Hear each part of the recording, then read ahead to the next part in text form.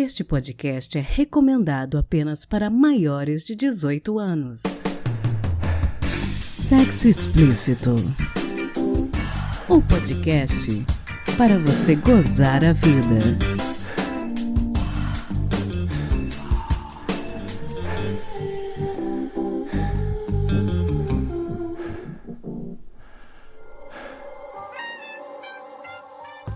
Taradinhas, tudo bem com vocês? Aqui é Priscila Armani e este é o Sexo Explícito, podcast que traz discussões sobre diversos assuntos da sexualidade, desvendando mitos e quebrando tabus. Hoje é dia 28 de junho, dia do orgulho LGBT, e eu quis aproveitar a data para trazer para vocês uma introdução a outras orientações sexuais que acabam sendo esquecidas e que não são faladas por não estarem nessa sigla e por nem sempre terem as suas cores como parte desse arco-íris que, felizmente, de uns anos para cá, está tendo cada vez mais visibilidade e respeito.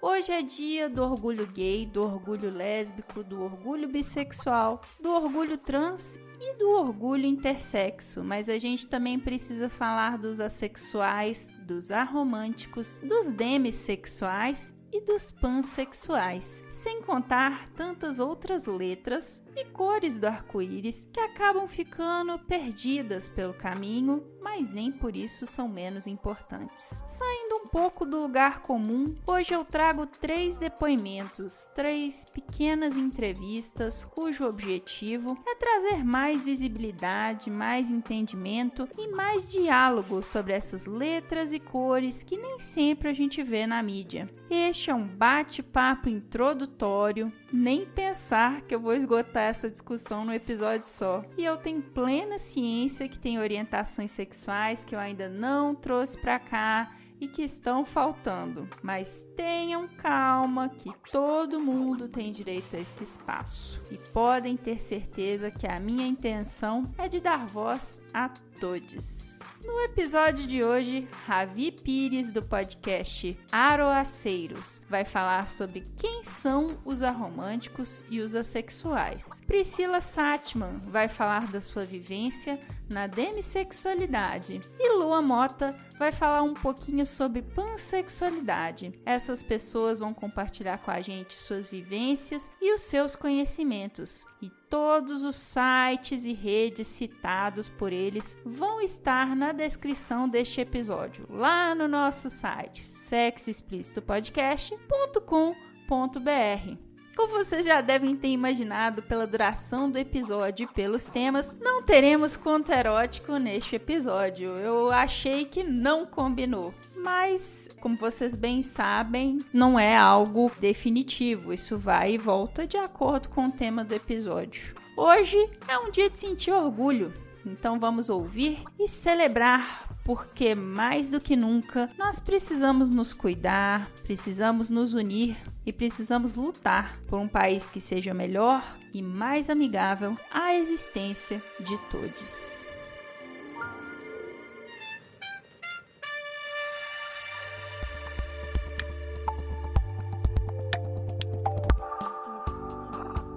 Oi, Ravi, tudo bem? Conta pra gente quem é você e o que você faz. Oi, Priscila, tudo bem? Sim. Bom, meu nome é Ravi, eu tenho 21 anos de idade. Atualmente eu sou estudante de letras, também faço alguns cursos de idiomas e eu sou um dos responsáveis pelo projeto Aroaceiros, que é um projeto voltado para a sexualidade e a romanticidade. Esse projeto está presente em várias plataformas, redes sociais, e a gente também tem um podcast, além de um site e outros projetos à parte. Nosso objetivo mesmo é passar informações sobre a sexualidade e a romanticidade, essas duas identidades, e também criar um espaço seguro e confortável para que as pessoas possam expressar as próprias identidades. Nossa, isso é muito bacana. Bom, queria te perguntar, queria que você contasse pra gente o que é ser uma pessoa assexual? Bom, A sexualidade é basicamente uma identidade em que a pessoa ela sente nenhuma ou muito pouca atração sexual. Essa identidade existe há muitos anos. A gente vai encontrar alguns textos que vão descrever essas experiências, mas ela só foi receber um nome mesmo no século passado, que a gente tem algum tipo de provas escritas, digamos assim. E a nossa comunidade ela começou a se organizar da forma que ela é organizada hoje, no início dos anos 2000, final dos anos 90, né? E aí, essa definição ela acabou sendo refeita em algumas vezes. A gente vai ver em alguns lugares, algumas pessoas falando que assexuais são pessoas que não têm interesse em sexo, em contato físico, ou até mesmo em relacionamentos. E isso não é verdade. Pessoas assexuais são pessoas que não vão sentir atração sexual, pelo menos não de uma forma considerado normal, né? Pela norma. Normal, quero dizer, seguindo a normatividade. Da forma como a mídia vende, digamos assim, né? Sim, como as pessoas vão considerar normal. Isso significa que a pessoa pode ser estritamente assexual, que ela nunca vai sentir atração sexual, mas ela também pode sentir de vez em quando de umas formas muito específicas. Essas pessoas vão estar dentro do que a gente chamaria de área cinza. Isso porque a gente vai ter uma teoria olhando para a sexualidade humana como se fosse um espectro. Digamos que a sexualidade seja a cor branca e a halo, que seria pessoas que sentem atração sexual com uma frequência maior, considerada regular, seria a cor preta. A área cinza é a mescla entre essas duas partes, ela não é nenhuma com estritamente nem a outra. E essas pessoas da área cinza, elas vão ser abraçadas pela comunidade sexual. Aqui no Brasil e em muitos países latino-americanos, a gente vai chamar de assexual as pessoas que estão nessa parte branca e na área cinza também. Mas se você for ler textos que vêm dos Estados Unidos, da Inglaterra ou de outros países europeus, por exemplo, ou até mesmo latino-americanos, eles vão chamar de assexual apenas a pessoa que nunca sente atração sexual. E vão chamar os outros de ace, que seria tipo a nossa forma de falar sexual cotidianamente, ou eles vão chamar de ace-spec, alguém que está dentro do espectro sexual. Isso vai variar muito conforme o país. Isso a gente está falando do Ocidente, porque a visão do Oriente, né, de outros países asiáticos, por exemplo, do que é a sexualidade é um pouquinho diferente, mas eu não consigo explicar muito bem sobre também. Tudo bem. E o que é ser uma pessoa aromântica? Ser uma pessoa romântica é uma coisa que pode ser explicada comparando com a sexualidade, mas uma coisa não necessariamente tem a ver com a outra. A sexualidade foi classificada, digamos assim, foi organizada enquanto comunidade há uns 20 anos, por aí, enquanto a romanticidade ela recebeu uma nomenclatura nos anos 2010, dentro de comunidades assexuais. Isso porque algumas pessoas assexuais começaram a perceber que elas não sentiam atração romântica também. Como assim? Algumas pessoas podem sentir as atrações, todas elas, de uma única forma. Para ela, não existe uma diferença entre o que é atração romântica, sexual, física, estética, platônica, enfim, é tudo uma grande coisa. Mas para muitas outras pessoas, não só sexuais e românticos, para muitas outras pessoas isso é separado. O que a gente poderia chamar de... eu não lembro o nome certinho, mas é como se fosse teoria das atrações separadas. E aí a orientação romântica seria quando você se sente atraído por alguém e por causa disso você sente desejo romântico. Cada pessoa sente desejo romântico da sua própria forma, não tem como eu colocar isso em palavras. Basicamente, pessoas aromânticas não sentem essa atração, elas vão sentir de maneiras muito específicas. Da mesma forma que a gente vai classificar pessoas assexuais. O negócio é que nem toda pessoa sexual é romântica e nem toda pessoa romântica é sexual. Entendi. Então podem ser coisas separadas, né? Isso. Existem pessoas que sentem atração sexual de forma regular, com alta frequência, e são aromânticas, assim como tem pessoas que são assexuais, né? Mas elas têm atração romântica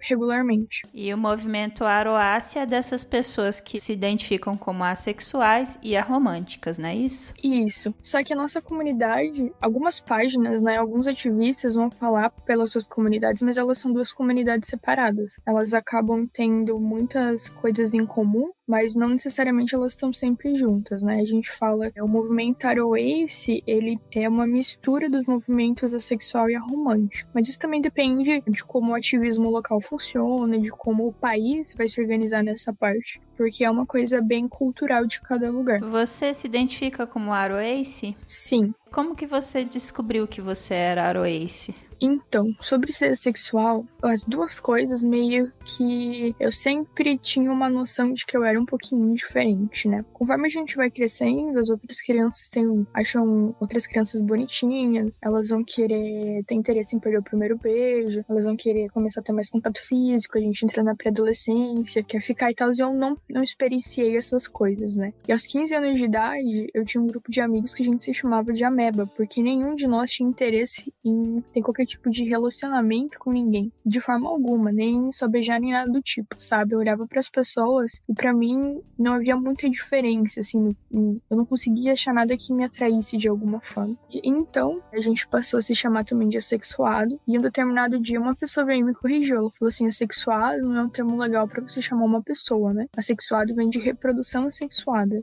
O que existe como orientação mesmo seria a sexualidade e as pessoas são assexuais. A partir daí eu comecei a pesquisar um pouquinho sobre, né? E aí aos 15 anos de idade eu fiz alguns trabalhos na escola sobre a sexualidade dentro da minha matéria de sociologia e acabei saindo do armário sem querer antes mesmo de realmente admitir para mim mesmo que eu era sexual. Foi uma descoberta bem tranquila, né? Eu comecei a me ver muito dentro daquilo, finalmente eu tinha uma palavra para me descrever e era a maneira como eu me sentia mais confortável mesmo, porque eu sempre achava meio estranho quando as pessoas falavam assim sobre atração sexual. Pra mim isso era um mito, né? Eu achava que era tudo mentira. E aí eu acabei entrando em um relacionamento romântico quando eu tinha 16. Eu já tinha dúvidas sobre eu ser aro ou não, mas eu acabei deixando elas lá no fundinho, sabe? Porque eu acreditava que ser assim não ia me trazer felicidade, né? Que eu ia ser sozinho pra sempre. E aí dentro desse relacionamento eu acabei percebendo que eu era romântico também, né? Eu sou assexual estrito, acho que eu não cheguei a mencionar, então eu nunca sinto atração sexual. Portanto, isso é uma coisa que não tá presente na minha vida, mas eu estou na área cinza da romanticidade. E eu sou bem peculiar contra essa parte, né? Cada pessoa é peculiar da sua forma, mas eu acabo entrando nesse espectro romântico. E aí eu acabei sofrendo um pouco ao descobrir, até porque eu associava muito o amor romântico às coisas boas, à realização pessoal e tal. Até porque é o que a gente vê na mídia, é o que as outras pessoas passam pra gente, né? É o que a gente chamaria de amatonormatividade. E esse processo demorou um pouco, eu só fui aceitar mesmo que eu era aro quando eu tinha 17 anos. Interessante. Pelo que você diz, então, ter ciência que você é aroace trouxe mudanças para sua vida e na forma como você se relaciona com as pessoas, né? Sim, foi. Eu acredito que de forma muito positiva, porque quando você começa a se conhecer mais, a trazer essas nomenclaturas para si mesmo, você também começa a ter com mais facilidade não impor, mas a perceber os seus próprios limites. Claro que é um grande processo, né? Mas me percebendo como assexual cedo, definitivamente foi muito bom para que eu não entrasse em situações sexuais que eu ficaria desconfortável no futuro, porque eu já tinha uma grande noção dos meus limites, né? Claro que existem pessoas sexuais que têm interesse, sim, em atividades sexuais porque elas acham divertido, porque elas têm curiosidade ou porque para elas aquilo é uma demonstração de afeto. Porém, não são todas as pessoas assim e eu aprendi isso dentro da comunidade sexual. E ao aprender que existem pessoas que gostam de sexo e que não gostam, independente se elas são assexuais ou não, isso foi muito bom para mim porque eu já conseguia dar um nome pro que eu não gostava ou não, o que eu tinha interesse ou não muito cedo. Foi bem importante, né? Bacana. Bom, o que você teria a dizer para alguém que de repente está ouvindo a gente agora e pensando, nossa, talvez eu seja aroace também, eu tô me identificando com isso que eu tô ouvindo. Qual conselho que você daria para uma pessoa que esteja pensando isso agora?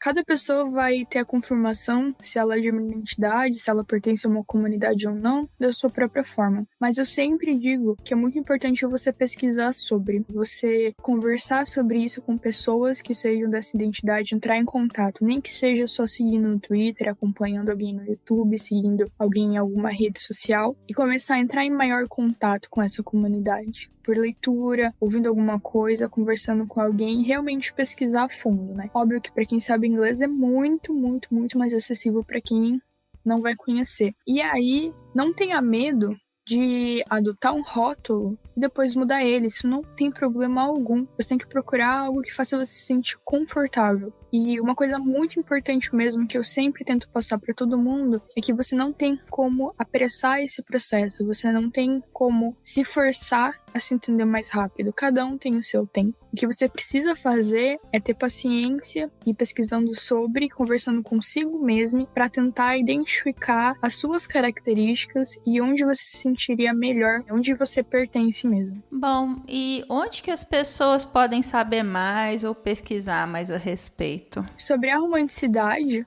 eu recomendo um site chamado aromanticism.org, seria aromanticism com mmudo.org, que é de uma organização chamada Áurea.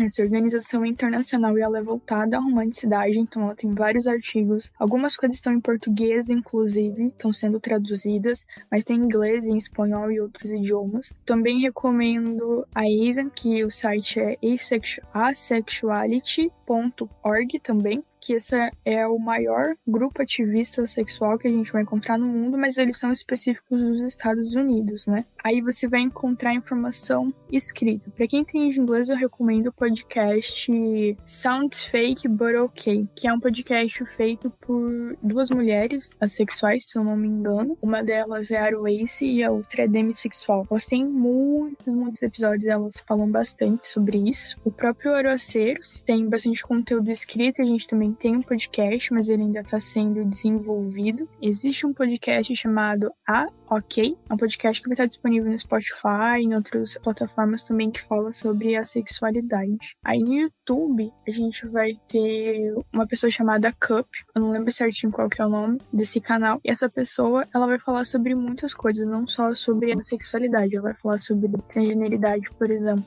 E também tem uma organização internacional chamada International Asexuality Day, Dia Internacional da Sexualidade. Eles têm um site, o Aroaceiros faz parte. Lá tem vários grupos, várias comunidades ativistas assexuais e aromânticas pelo mundo. Vale a pena dar uma olhada, porque tem muitas pessoas que fazem parte, né? A gente vai ter a Yasmin Benoit, por exemplo, que é a ativista sexual mais conhecida.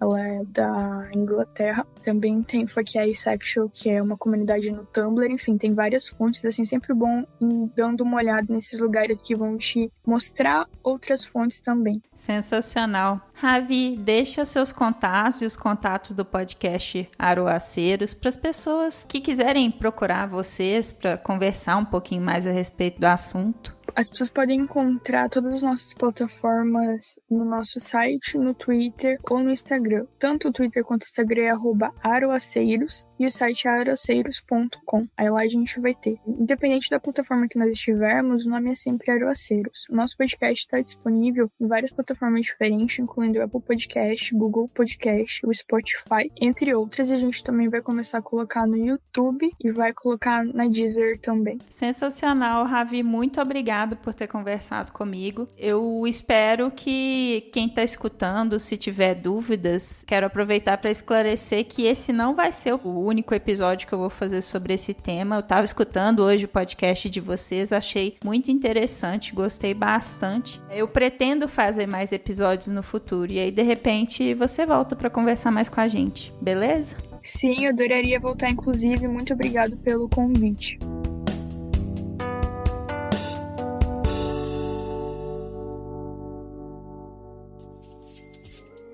Você sabia que você pode contribuir com o podcast Sexo Explícito? Não? Então eu vou te explicar. Temos duas formas de contribuição, pelo PicPay e pelo Apoia-se. Contribuindo com R$10, você tem direito a participar de nosso grupo exclusivo no Telegram, além de concorrer a sorteio de brinquedos eróticos a cada 3 meses e assistir com exclusividade e ao vivo a entrevistas sobre educação sexual, saúde e sexualidade. Então, o que você está esperando? Vai lá em picpay.me/sexo explícito ou em apoia.se/sexo explícito podcast. Espero você!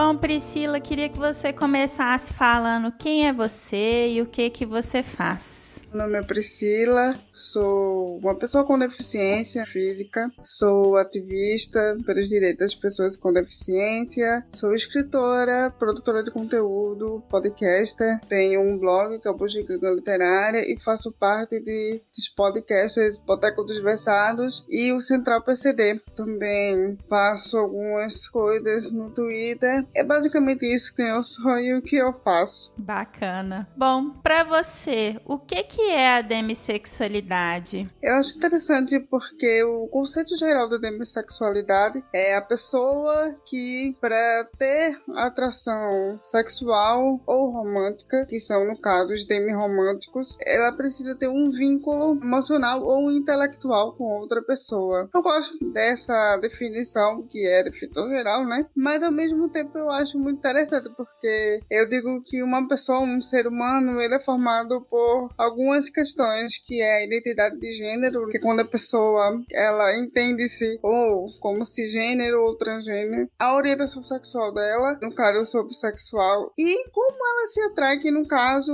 a demissexualidade ela entra no espectro da sexualidade, na área cinza, que entra como a pessoa se atrai por outra pessoa. No caso, eu e os outros demissexuais precisamos ter um vínculo, que é muito complexo explicar isso, porque quando as pessoas perguntam, mas é se apaixonar? Nem sempre. É achar uma pessoa muito inteligente, que aí você olha pra ela e diz, nossa, que pessoa linda, gostosa, inteligente, quero ficar com ela. Não sei se é assim. Depende muito de como você se sente naquele momento diante de uma situação com outra pessoa. Então, demissexualidade pra mim, eu concordo com o termo, o conceito geral, mas eu não concordo que esteja estritamente ligado ao ato de se sentir apaixonado ou não. No meu caso, pessoalmente, posso me apaixonar por uma pessoa, mas eu não me sinto vinculada a ela de uma forma, por exemplo, que me sentir confortável com aquela pessoa, porque alguma coisa nela me incomoda. Por mais que eu sinta uma atração romântica, que eu ache ela uma pessoa tesuda,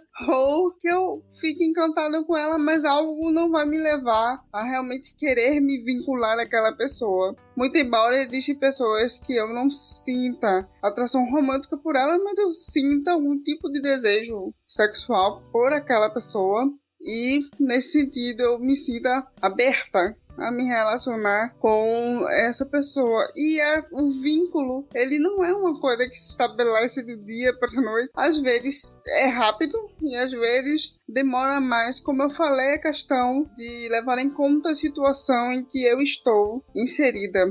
Química não necessariamente tem relação com se apaixonar ou não, né? Sim. E quando foi que você se descobriu demissexual, Priscila? É muito engraçado porque quando eu ouvi o termo pela primeira vez, eu devia ter uns 24 anos, né? Hoje eu tenho 29, eu devia ter uns 24 anos. Eu achei interessante e eu disse, olha, isso aqui é interessante, mas eu não me rotulei, porque naquele momento eu não me sentia aberta a rótulos. E aí, ano passado, eu tava pensando muito nessa área da minha vida, né, do não sou alossexual, porque eu acho essas coisas extremamente estranhas pra mim. Não necessariamente ser alossexual é algo ruim. Existem, às vezes, umas intrigas dentro da comunidade demissexual com a comunidade alossexual. E aí, muitas pessoas acabam chamando alossexuais de nojentos e vice-versa. E eu acho que vale aqui colocar uma coisa que eu penso que eu acho que é muito sério. Que mesmo uma pessoa sendo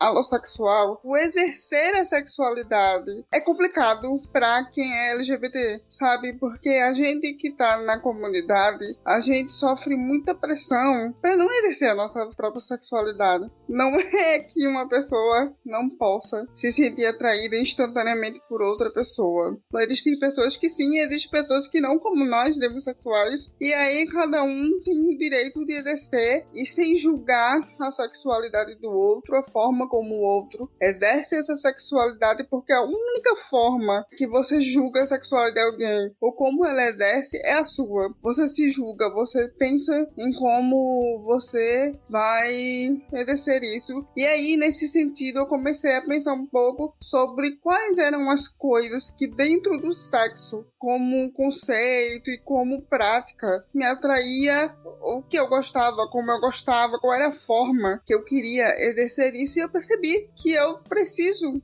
de um vínculo de conforto, de me sentir bem, de me sentir aberta para aquela pessoa, né? Como eu falei, que não vai ser uma coisa totalmente instantânea, mas que eu posso me sentir atraída e querer conhecer mais quem é aquela pessoa, como é que a gente pode interagir. Foi mais ou menos assim que eu me entendi. Então, no ano passado, em 2020, eu senti aberta e disse, sim, eu sou demissexual. Eu estou dentro dessa caixinha, não, eu estou dentro desse espectro, porque é muito vasto, muito amplo, e eu me sinto assim, basicamente assim. E ter ciência disso, ter essa consciência, trouxe alguma mudança para a sua vida? Com certeza, mudou muito a forma como eu parei de me pressionar com relação à atividade sexual. Eu parei de me julgar também por não sentir uma atração instantânea ou, inclusive, por gostar de conteúdo que tenha sexo, porque às vezes a gente que tá na comunidade assexual parece que a gente não pode gostar de sexo porque é proibido, e aí eu fico, não, gente, calma, cada pessoa tem uma forma de lidar com esse tipo de conteúdo. Então eu passei a avaliar melhor os conteúdos que eu consumia. Não tô falando, claro, de pornografia, mas erótico, das coisas que você lê, de que você consome e de como você interpreta aquilo. Eu continuo achando muito engraçado, né, com todo respeito às aulas sexuais, porque pra mim é muito difícil você se apaixonar por uma pessoa em 2 dias. Nossa, me apaixonei. E aí eu começo a brincar, né, saudavelmente, mas respeitando as pessoas que se sentem assim sempre, porque eu gostaria e gosto de ser respeitada dentro da minha sexualidade, da minha demissexualidade. O que mudou foi justamente isso, a forma como eu passei a me ver diante do tema sexo e de como eu passei a não me pressionar nesse sentido de que eu preciso ter uma vida ativamente sexual para ser válida. Isso não é verdade, e ser demissexual se tornou o travesseiro onde eu boto a minha cabeça e consigo dormir tranquila, porque eu não preciso ser de tal forma para me validar. Inclusive, não preciso ser 100% aquilo que o conceito de demissexualidade diz para ser demissexual. Eu sou demissexual porque eu me entendo dentro do conceito, mas não exatamente estritamente na interpretação 100% do que se diz que se é ser demissexual. Com certeza você não precisa, né, se pressionar dessa forma. Bom, a sua família e os seus amigos sabem disso? Você acha que eles deveriam saber ou não?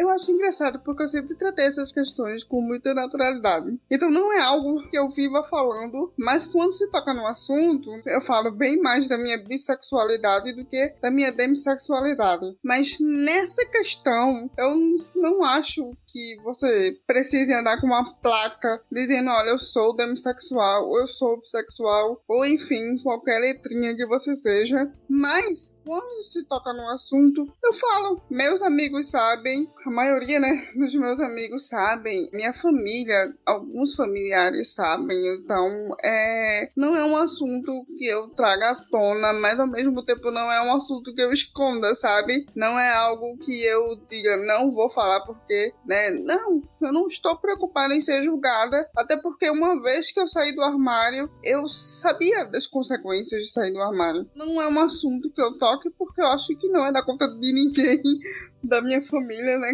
É um lado assim, principalmente da minha família, não é um assunto que eu acho que precise ser falado, mas se me perguntarem, tranquilamente eu falo, eu sou sim, né? Se alguém chegar, e aí, tu é? Sim, eu sou. Mas não é algo que eu realmente penso assim, eu tenho que dizer. Eu acho importante, claro, quem tem necessidade de falar, fale, mas eu não sinto essa necessidade, porque eu acho que as coisas surgirão quando os assuntos forem postos na mesa.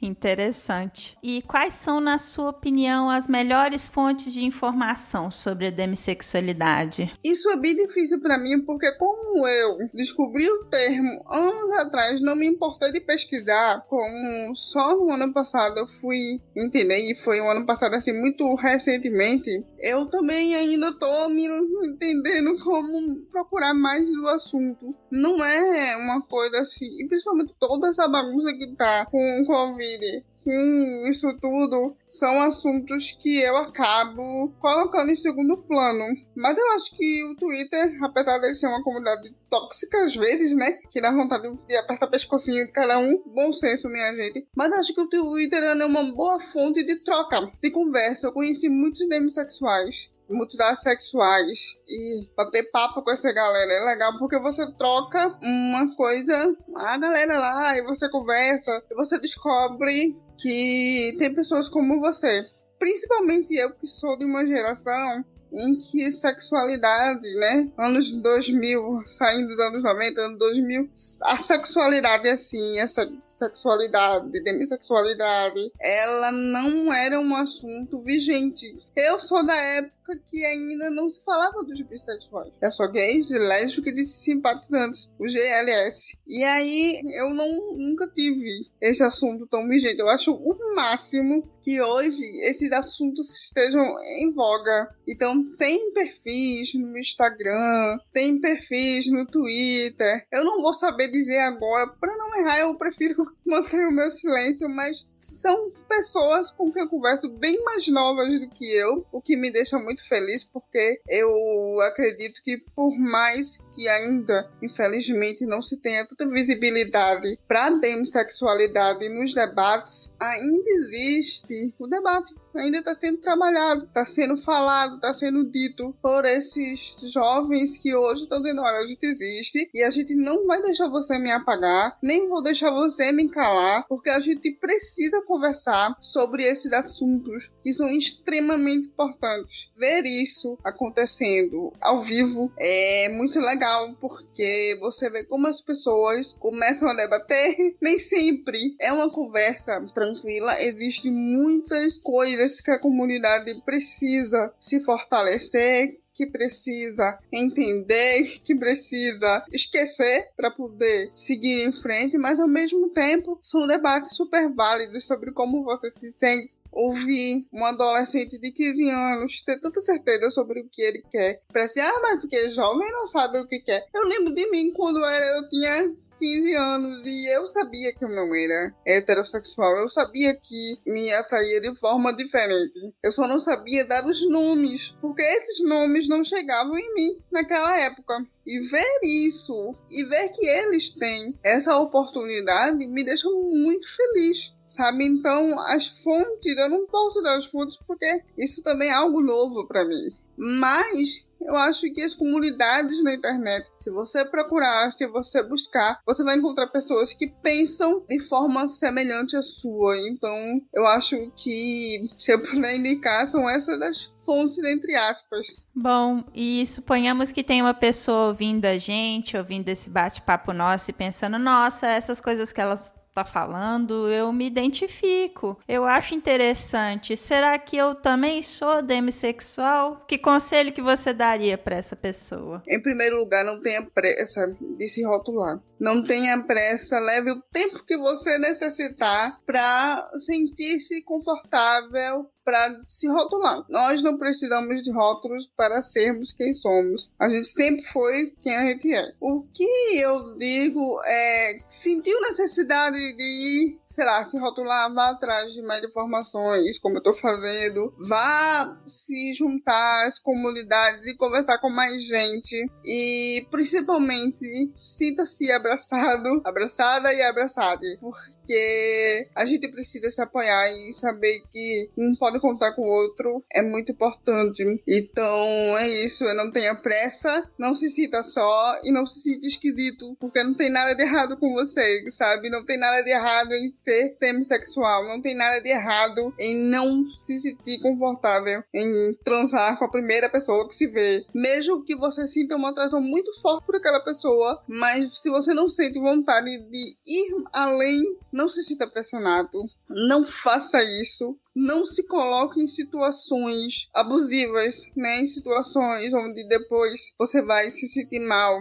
Preserve sua mente e vá no seu tempo. Conselhos fantásticos. Priscila, deixa os seus contatos, suas redes sociais, para quem quiser continuar esse papo com você depois. Vocês me encontram principalmente no Twitter, no @depristar, que eu acho que vai ser colocado na descrição. E no Instagram, eu não uso tanto, mas eu pretendo voltar. E também tem o mesmo user do Twitter. Sintam-se bem-vindos, sintam-se abertos para me conversar comigo, para bater papo. E basicamente é isso. Tô lá no Twitter, espero vocês. Um abraço a todos os demissexuais que podem estar ouvindo isso e continue na luta pela nossa visibilidade. Obrigada, viu, Priscila, por ter conversado comigo. Fantástico. Como a Priscila disse, nós vamos colocar os contatos dela na descrição desse episódio no nosso site sexoexplicitopodcast.com.br.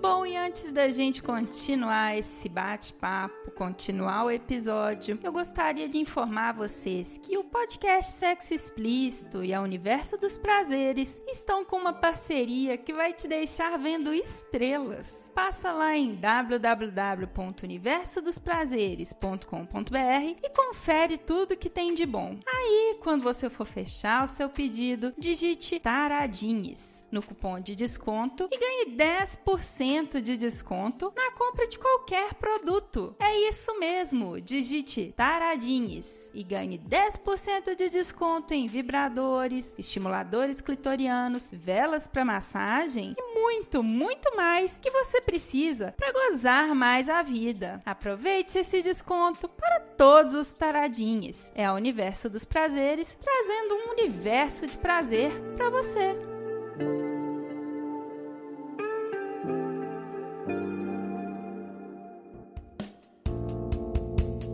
Eu quero pedir desculpas porque o áudio da entrevista com a Lua Mota a gente constatou depois que a entrevista foi feita na mesa de edição que não estava muito bom, mas eu vou justificar esse áudio estar nesse episódio, essa entrevista estar aqui, porque eu acredito que as coisas que a Lua falou são coisas muito bacanas e eu pretendo trazer a Lua novamente com uma qualidade melhor de áudio para ela falar ainda mais sobre pansexualidade. Então, espero que dê para compreender na medida do possível a entrevista dela e eu peço desculpas pelo áudio estar ruim, pela minha captação não ter sido muito boa.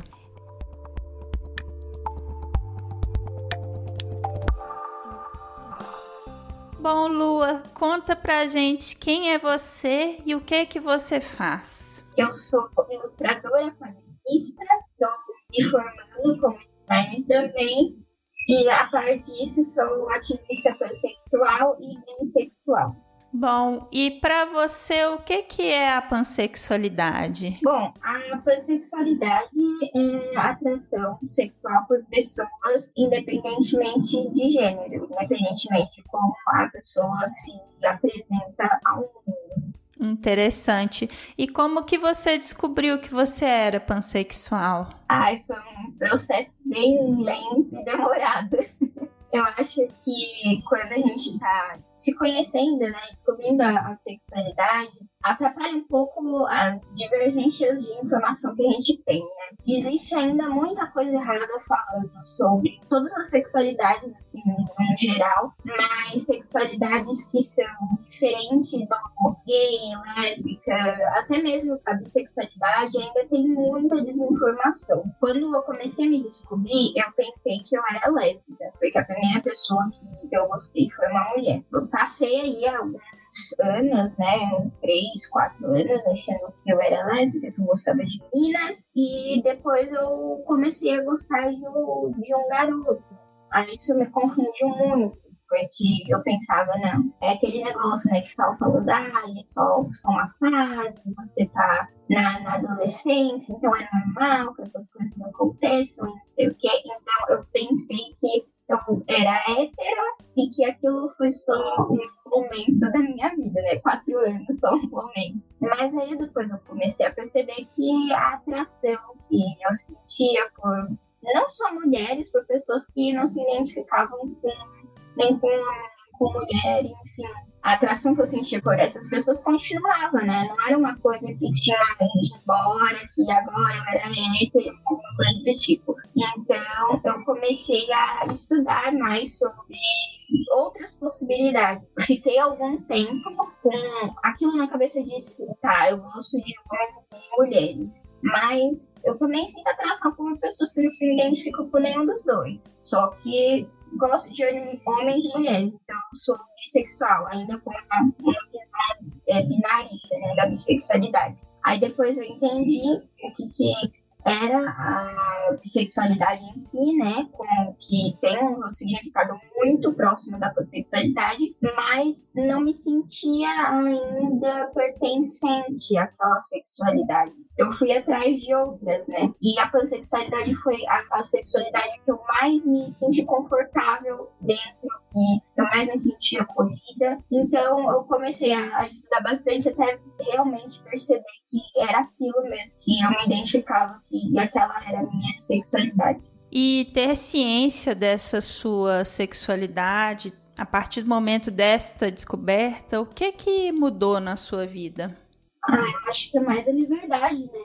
A liberdade de você ver que não tem alguma coisa errada. A construção que a sociedade coloca na nossa cabeça, desde o momento que a gente nasce, faz com que a gente ache que ser diferente daquele padrãozinho que eles te criam é errado. É uma coisa que você não pode ser daquele jeito. Quando você nasce com a genitália X, você precisa seguir com aqueles padrões, você precisa ser daquela forma que eles falam que você tem que ser. E quando você descobre que não, que você pode quebrar esses padrões, você se sente muito melhor consigo mesmo, né? Você se sente muito mais livre. Você percebe que, não, eu não sou errado, eu não preciso me consertar, é uma coisa anormal, né? Não sou doente também, porque existe essa patologia. Colocar a sexualidade como doença, né? A orientação de gênero como doença também ainda é uma coisa que algumas pessoas falam que a pessoa que é diferente do hétero, diferente do cis, é uma pessoa doente, né? Uma pessoa que precisa consertar quando não coloca uma religião no meio, né? Eu acho que a principal coisa é essa liberdade, essa visão de que não estou errada, que tá tudo bem.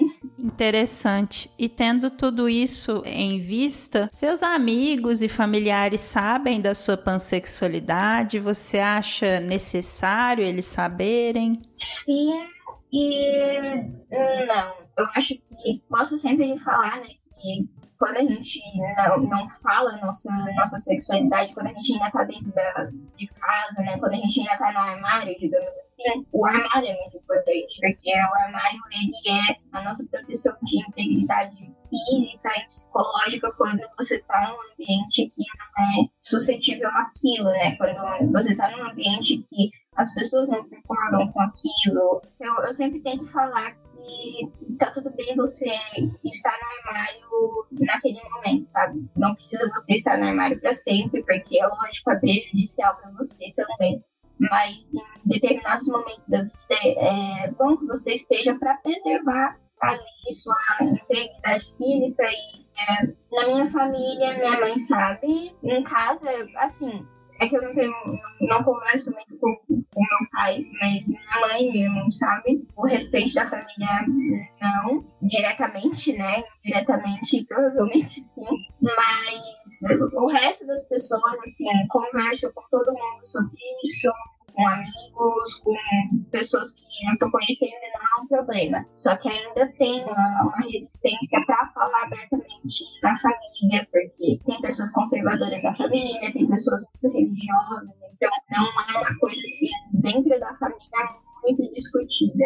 Bom, e pensando um pouco nisso, você é uma artista, né? Então, na sua opinião, como que a mídia enxerga e retrata os pansexuais? Como é que você vê isso no seu dia a dia? Sexualidade em si é uma coisa que tá ganhando mais força agora, né? A gente tá conseguindo que casais gays apareçam com mais regularidade em novelas, casais de lésbicas, enfim. Agora, quando você puxa para outras sexualidades diferentes de gays, lésbicas, você não tem ainda tanta visibilidade disso em mídia pública, por exemplo, o canal aberto. É mais comum ver em séries. Não é todo mundo que tem acesso a séries, não é todo mundo que tem. Então, acho que mídia aberta ainda falta muita coisa para retratar tanto bissexualidade quanto pansexualidade e outras sexualidades diferentes de gays e lésbicas. Eu acho que vai demorar um tempo, infelizmente, mas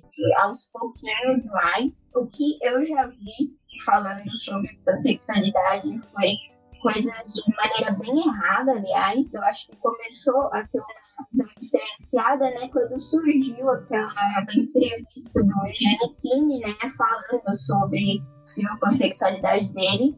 Ele não falou exatamente, né, que era pansexual, mas falou sobre se relacionar com todos, que a palavra pan, todos, representava bem o que ele sentia.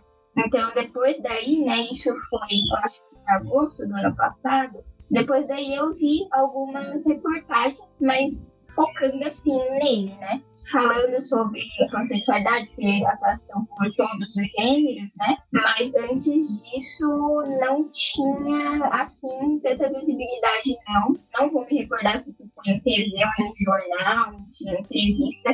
Teve aquele artista, o Serguei, que uma vez deu uma declaração sobre pansexualidade que acabou gerando muito preconceito em cima da sexualidade, sobre ter relações com árvores, plantas, e que aquilo era ser pansexual. Isso perdurou e ainda perdura muito dentro de preconceitos que a sexualidade sofre, né? A gente ainda é associado à atração por tudo, literalmente, também por causa do significado da nossa palavra.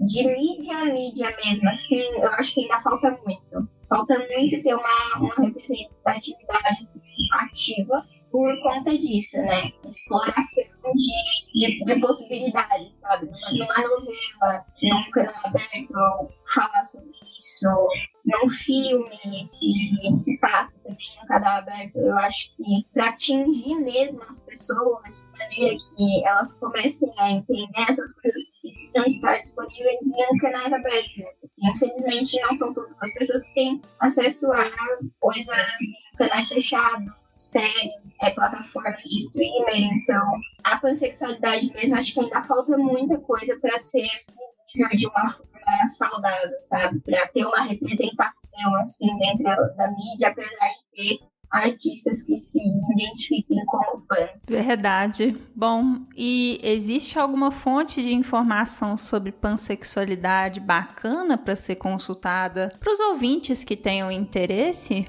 Olha, eu posso indicar, assim, tem um site, né, na plataforma do Tumblr, que é uma comunidade de pansexuais ativa desde 2010. E eles compartilham lá experiências de outras pessoas trans, compartilham documentos escrevendo sobre a pansexualidade e a orientação de gênero também, porque luta sobre orientação de gênero é uma coisa muito correlacionada com a pansexualidade. A pansexualidade, ela começa muito com esse discurso sobre pessoas diferentes do cisgênero. As duas lutas estão muito correlacionadas, né? Então tem vários documentos lá falando sobre isso. Eu só vou ver o nome certinho, mas provavelmente se procurar pansexual comunidade no Tumblr você vai achar, só que é em inglês, né? Então isso dificulta um pouquinho o acesso. Ainda falta também muita plataforma para discutir isso de uma maneira correta, saudável, né? porque a gente tem pessoas que discutem sobre isso, fazendo vídeos no YouTube. Eu mesma já fiz alguns vídeos onde eu coloquei no meu Instagram para falar sobre isso, eu disponibilizei também na minha conta no Twitter, só que não é um lugar específico onde as pessoas encontram só ali aquela informação, sabe? Eu recomendo que os ouvintes vão atrás de pessoas pansexuais para conversar sobre pansexualidade, para ver possíveis fontes fora lugares específicos. Conversando sempre com pessoas que se identificam com aquela sexualidade, você consegue as informações. Porque, assim, sexualidade não é uma coisa científica. Não é algo que você vai numa plataforma de dissertação e você vai encontrar lá discutindo cientificamente todas as sexualidades detalhadamente, que alguém vai fazer um exame, por exemplo, vai detectar que você é daquela sexualidade. Sexualidade é uma coisa além, né? Então, apesar de ter bastante estudos falando sobre as sexualidades, é uma coisa que não está no lugar específico, numa prateleira, por exemplo, que você vai lá e vai pegar todo o conteúdo daquela sexualidade. Interessante. Além desse conselho bacana que você deu para os ouvintes, eu queria também que você falasse um pouquinho com quem talvez esteja ouvindo a gente pensando, nossa, talvez eu seja pansexual também. Quais outros conselhos você daria para alguém que esteja ouvindo a gente pensando assim? Olha, primeiramente ter uma atenção consigo mesmo e realmente pensar sobre o que você está sentindo. Acho que esse é a primeira coisa. Tipo, analisar com calma, também não ter pressa, porque eu acho que uma das coisas que acaba sendo intimida da gente é a ansiedade por querer se encaixar dentro de alguma comunidade rapidamente, porque você precisa se sentir representado. E não, a gente não precisa se encaixar. Assim que você começa a se questionar, você não precisa logo de cara se encaixar. Eu acho que esse olhar atento, né, que a gente faz com nós mesmos, ajuda bastante você ter uma clareza sobre. Outra coisa é realmente ir atrás de informação, conversar com pessoas transexuais, nos vídeos, ler sobre outros movimentos também que são muito próximos, como a bissexualidade, ajuda bastante também. Tentar entender o que estava acontecendo na época que surgiu a pansexualidade, quais são as lutas, né, as reivindicações que pessoas pansexuais desde o início estão ali discutindo do porquê que realmente surgiu uma sexualidade para discutir sobre essas coisas específicas, esses tipos de atração. Isso é muito importante para você entender o movimento, entender se você está de acordo com aquilo, né? Se você apoia aquilo, se aquilo realmente faz parte das suas ideologias, sabe? E depois que você está ciente dessas coisas, você começa a ter uma noção melhor se aquilo realmente te representa. Fantástico. Bom, Lua, deixa seus contatos para quem tiver interesse em conversar contigo e saber mais sobre a pansexualidade, seu YouTube, seu Twitter, seu Instagram. No Twitter, eu sou luapan_. Aí eu coloco os meus vídeos falando sobre pansexualidade no Instagram de arte também, porque como eu sou quadrinista, eu tento passar mais sobre sexualidade sim, em geral, não converso apenas sobre pansexualidade, tento passar sobre sexualidade em geral e questão de gênero através de quadrinhos, né? Pra ser um pouco mais fácil, mais divertido de entender também. No Instagram, eu sou Little Goat Comics. Você também consegue me achar com esses links pelo perfil do Twitter, do _, que tá lá na minha descrição também. Bacana demais. Lembrando aos ouvintes que eu vou colocar na descrição do episódio, lá no site sexoexplicitopodcast.com.br, todos os contatos da Lua e os links para esses sites que ela mencionou. Beleza? Muito obrigada, Lua, por ter conversado com a gente, ter tirado esse tempinho. Eu que agradeço.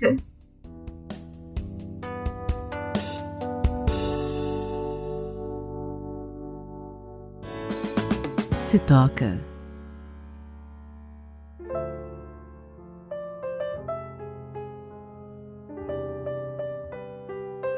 Hoje os nossos convidados brilharam, dando dicas diversas de boas fontes de informação para vocês. Mas eu vou deixar aqui uma pequena dica de uma ouvinte foda, a Laura, que foi a pessoa quem me inspirou a fazer este episódio, tratando de orientações sexuais diversas. A dica é um documentário chamado A Área Cinza, um documentário sobre assexualidade, que está no YouTube e cujo link está na descrição deste episódio lá no site do podcast. Neste documentário, a jornalista Ana Carolina Planes conversa com Indy, de 22 anos, Mariane, de 23 anos e o Fer, de 26 anos, explicando de uma maneira muito didática e interessante o que é a assexualidade. E eu achei que esse vídeo complementa o que Ravi falou de uma maneira muito rica. Então fica aqui a dica deste pequeno curta documentário chamado A Área Cinza e que está no YouTube. Então fica aqui a dica deste pequeno curta documentário chamado A Área Cinza e que está no YouTube. E faça como a Laura, se quiser me sugerir filmes, séries, livros ou outros temas que você considere que sejam interessantes da gente tratar aqui, me manda um e-mail em sexoexplicitopodcast@gmail.com ou pelo nosso Curioscat,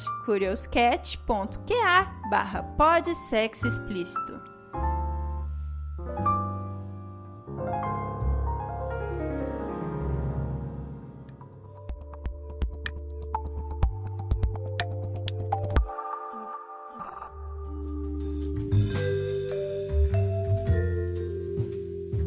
Este foi mais um episódio do podcast Sexo Explícito. Foi bom pra você? Com a edição e vinhetas dela mesma, Cafeína, do podcast Papo Delas, eu me despeço. Lembrando que todas as informações sobre esse e os demais episódios estão em sexoexplicitopodcast.com.br. Nosso site é o melhor lugar para você ouvir o nosso podcast. Agradecendo aos meus contribuintes do mês de junho pelo PicPay e pelo Apoia-se: Mariana Foster, Magnum Leno, Sérgio Garcia, Beatriz Fuji, Adriele Oliveira, Tâmara Lolégio, Tabata Lima, Cleide Fernandes, Rogério Oliveira, Guilherme Fioroto, Ryan Carlos, Souza de Lucas, José Victor de Macedo e Edgar Egawa. Obrigada demais por apoiarem Mulheres Podcasters. Estamos no Instagram no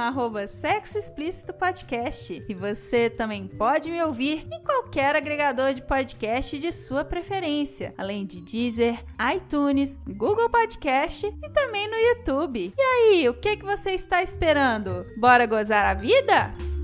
Beijo!